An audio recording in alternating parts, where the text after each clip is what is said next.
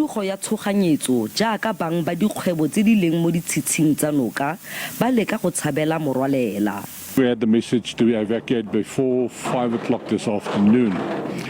So, we just came through COVID where our businesses were very hard hidden. Now our income is gone again. Now I had to get people from Wolmaranstad, people from all over here. We had to get storerooms where we pay rent now. So it's all money going out, no money coming in at this stage.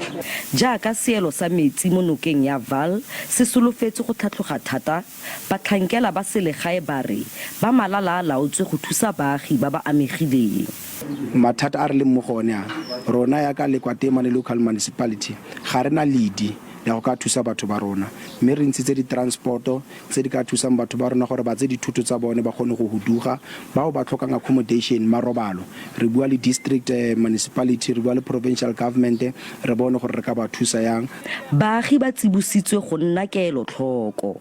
The Vaal River, the Orange River, e le gore re a hlokomela gore di sentse di hama mme di go tla tlhokagala gore batho ba e leng gore ba phela haufinyane le tsona ba tle ba ikitlisetse gore mohlomong go ka tlhokagala gore ba tle ba kgone go sutha mo ba leng teng gobane dipula metsi a na a ntse a feta haufinyane le bona mohlomong a ka tla a ba kotsi.